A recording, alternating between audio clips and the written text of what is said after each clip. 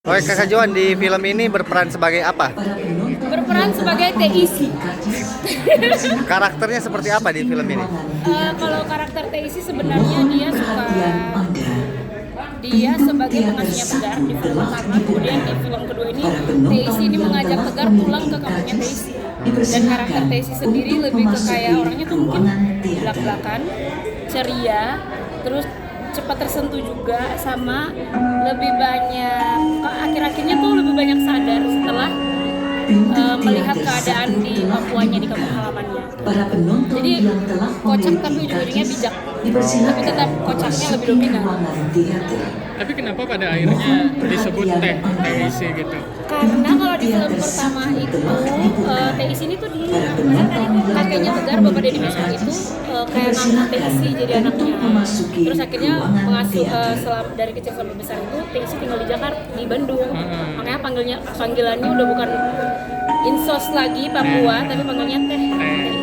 Itu cenah. Tapi acting bersama anak-anak seperti apa? Apakah cukup heboh atau seperti apa? Gimana? Acting sama anak-anak tuh merepotkan kah atau gimana pengalaman? Jadi TIC dalam film sama Joan di kehidupan nyata. Keduanya dipersilakan untuk justru mungkin dominan mereka lebih arah takut. Jadi kalau Tegar sama Elis, kayak Tegar pertama kali kita ke Papua, dia ke Lobo, dia langsung main tuh sama semua anak-anak Papua kan. Terus Joan teriak dari jauh, Tegar! Jadi TIC itu lebih ke kayak, kalau di film emang penyayang, dia dekat sama anak-anak. Emang di dunia nyatanya juga kayak gitu, tapi emang gak selembut TIC. Kalau Joan maskulin. Syutingnya di mana aja nih untuk di Papua? Untuk film ini, Film ini. Maira ini kita syuting di beberapa lokasi. Jadi ada di kotanya sendiri, kota Kaimana, kemudian ada di pedalaman juga.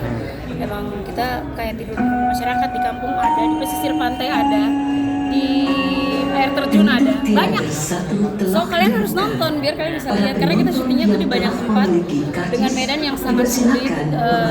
Joan sangat memberikan apresiasi yang sangat luar biasa untuk kita punya tim, karena memang kita punya syuting itu di lokasi yang sangat-sangat susah, tapi mereka bisa mampu menyelesaikan dengan baik. Tapi kamu sebelumnya udah pernah ke lokasi itu gitu? Belum.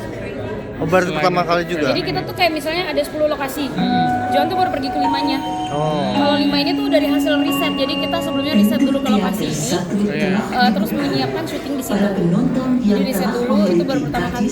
Dipersilakan memasuki untuk memasuki filmnya kan kayak ada unsur musikalnya juga gitu. Ya. Nah dari daerah gitu. Nah Kak Joan sendiri latar belakangnya musik gitu. Nah seberapa Gimana penilaian Joan terhadap musik ini? seberapa berpengaruh gitu apanya Musiknya? terhadap kamu dalam film ini? Itu film musikal. Ini Mohon perhatian Anda. Iya. Pintu Maaf ya, tidak teater fokus. satu telah Saya jadi rasa tidak dibuka. sopan kalau tidak Para menjawab. penonton yang Jadi telah memiliki karcis di film ini kan bisa dibilang film musikal yang memang warnanya semuanya dari komponen. ruangan teater. Puji Tuhan Joan yang buat Oh. semuanya. Lagunya? Ya. Oh, Joan pencipta lagunya, semua lagu. ada berapa totalnya? Pintu teater satu Kalau yang telah dipakai di film ini kayaknya 9 atau Para 10 deh, kalau tidak salah. Jos saking lupa, karena kita waktu dipersilakan awal penggarapan memasuki musiknya itu ruangan teater.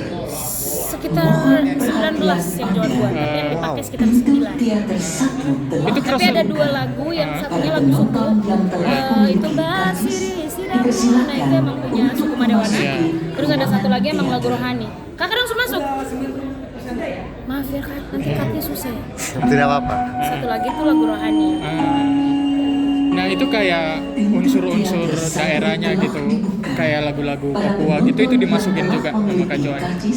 Iya, jadi emang di dalam film ini Joan banyak terinspirasi dari alam, sama kita musik arranger itu kakak Etori Rimasi. Ya kakak Etori Rimasi ini emang dia untuk Papua sudah sangat terkenal, dan Joan juga sangat mempercayai kakak Eto terkait musik-musik Papua.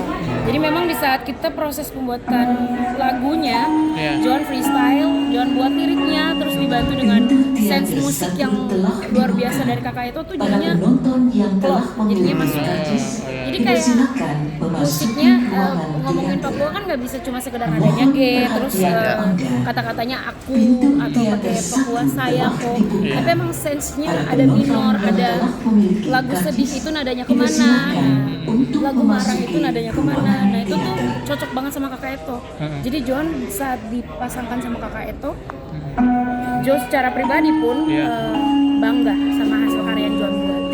Nextnya itu soundtracknya bakal dirilis ke publik atau seperti apa? Rencananya soundtrack akan dirilis ke publik, cuma emang kita masih lagi dalam proses. Ini baru 2, ada 1 Sapu Kampung itu udah ada di kayaknya Spotify kayak gitu udah ada. Sapu Kampung sama Injaya Mete itu udah ada. Yang lainnya masih dalam proses karena emang lagu film tuh kan pendek-pendek kan, itu harus diperpanjang dulu kalau misalnya mau dirilis. Berarti ini prosesnya barengan sama bikin filmnya atau lagunya dulu dibuat? Barengan. Jadi pas setelah kita selesai sebelum syuting, nah kita ada skrip. Nah dari skripnya itu persisnya udah ditandain. Untuk diisi. Pertama Teh Anggi minta ke Joan, gimana nih Kak Joan, ini lagunya nanti di mana-mana. Pertama dilepasin ke Joan, terus kalau Joan nanti takutnya semuanya jadi lagu kan. Jadi akhirnya bilang sama Teteh, tandain aja mana yang mau dibuat lagu, terus ditandain.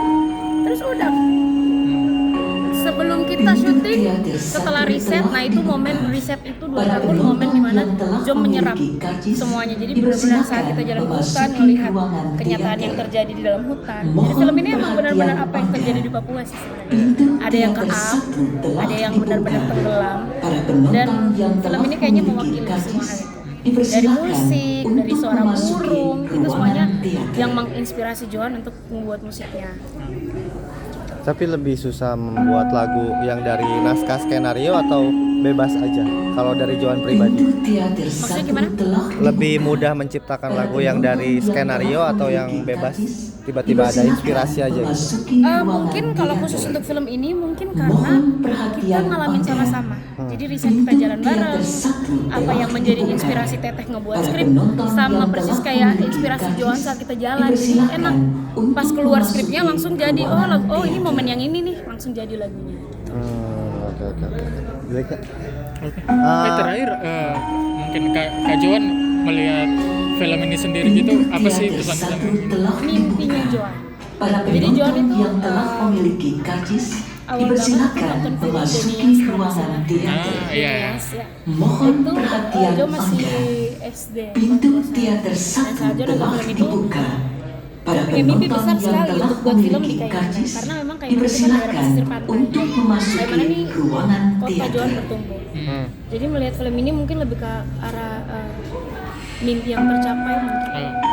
Butuh 15 tahun tuh untuk mencapai film ini sampai dapat di Kaimana, itu emang prosesnya panjang. Para penonton